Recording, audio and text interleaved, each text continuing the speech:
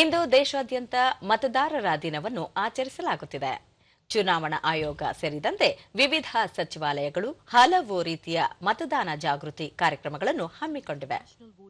ಈ ಸಂಬಂಧ ಯುವ ವ್ಯವಹಾರ ಮತ್ತು ಕ್ರೀಡಾ ಸಚಿವಾಲಯದಡಿ ಮೇರಾ ಯುವ ಭಾರತ್ ಸಂಸ್ಥೆಯು ಇಂದು ಬೆಂಗಳೂರಿನಲ್ಲಿ ಮತದಾರರಿಗೆ ಮತದಾನದ ಜಾಗೃತಿ ಮೂಡಿಸಲು ಸೈಕಲ್ ರ್ಯಾಲಿ ಮತ್ತು ಪಾದಯಾತ್ರೆಯನ್ನು ಆಯೋಜಿಸಿದೆ.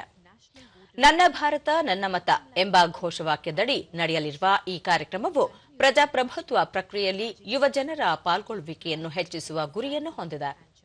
ಈ ಕಾರ್ಯಕ್ರಮವು ಇಂದು ಬೆಳಗ್ಗೆ ಶಾಂತಿನಗರದ ಹಾಕಿ ಕ್ರೀಡಾಂಗಣದಿಂದ ಸೈಕಲ್ ರ್ಯಾಲಿಯೊಂದಿಗೆ ಆರಂಭವಾಗಲಿದೆ. ನಂತರ ಜೆಸಿ ರಸ್ತೆಯ ಟೌನ್ ಹಾಲ್ನಿಂದ ಪಾದಯಾತ್ರೆ ನಡೆಯಲಿದೆ. ರಾಜ್ಯದ ವಿವಿಧ ಜಿಲ್ಲೆಗಳಲ್ಲೂ ಮತದಾನದ ಹಕ್ಕು ಕುರಿತು ಜಾಗೃತಿ ಮೂಡಿಸುವ ಕಾರ್ಯಕ್ರಮಗಳನ್ನು ಆಯೋಜಿಸಲಾಗಿದೆ. ಜಿಲ್ಲಾಡಳಿತಗಳ ವತಿಯಿಂದ ಸೈಕಲ್ ಜಾಥಾ, ರ್ಯಾಲಿ ಹಾಗೂ ಭಿತ್ತಿಪತ್ರ ರಚನೆ ಸ್ಪರ್ಧೆ ಮುಂತಾದ ಕಾರ್ಯಕ್ರಮಗಳನ್ನು ಹಮ್ಮಿಕೊಳ್ಳಲಾಗಿದೆ. ಇದೇ ವೇಳೆ ಮತದಾರ ದಿನಾಚರಣೆ ಕುರಿತು ಮುಖ್ಯ ಚುನಾವಣಾ ಆಯುಕ್ತ ಜ್ಞಾನೇಶ್ ಕುಮಾರ್, ಮತದಾರರ ಪಟ್ಟಿ ಪ್ರಜಾಪ್ರಭುತ್ವದ ನೈಜ ಆಧಾರ ಸ್ತಂಭಗಳಾಗಿರುತ್ತವೆ. ಈ ಹಿನ್ನೆಲೆಯಲ್ಲಿ ಚುನಾವಣಾ ಆಯೋಗ ದೇಶಾದ್ಯಂತ ವಿಶೇಷ ಮತದಾರರ ಪಟ್ಟಿ ಪರಿಷ್ಕರಣೆ ಕಾರ್ಯಕ್ರಮವನ್ನು ಹಮ್ಮಿಕೊಂಡಿದ್ದು, ಅರ್ಹ ಮತದಾರರನ್ನು ಮಾತ್ರ ಪಟ್ಟಿಯಲ್ಲಿ ಉಳಿಸಿಕೊಂಡು ಅನರ್ಹರನ್ನು ತೆಗೆದುಹಾಕುವ ಕೆಲಸ ಮಾಡುತ್ತಿದೆ.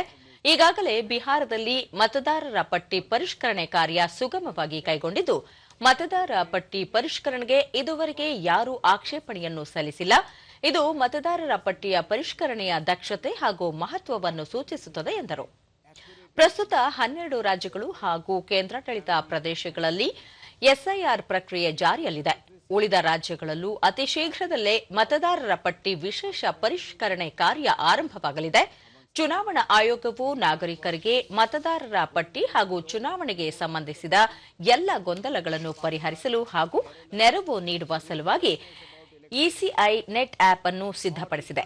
ದೇಶದ ಯುವ ಮತದಾರರು ತಪ್ಪದೇ ಮತದಾನದಲ್ಲಿ ಪಾಲ್ಗೊಂಡು ಪ್ರಜಾಪ್ರಭುತ್ವದ ನೈಜ ರಾಯಭಾರಿಗಳಾಗಬೇಕು, ಅಲ್ಲದೆ ಉಳಿದವರಿಗೂ ಮಾದರಿಯಾಗಬೇಕು ಎಂದು ಈ ಸಂದರ್ಭದಲ್ಲಿ ಮುಖ್ಯ ಚುನಾವಣಾ ಆಯುಕ್ತರು ಕರೆ ನೀಡಿದರು. Provide young citizens with a clear understanding of the electoral process and connect them directly with the Commission's initiative. The first step in the service of the nation is voting. Therefore, every citizen of India who has attained the age of 18 years must enroll as an elector, must exercise their right to vote. The Election Commission of India was, is, and will always stand with its electors.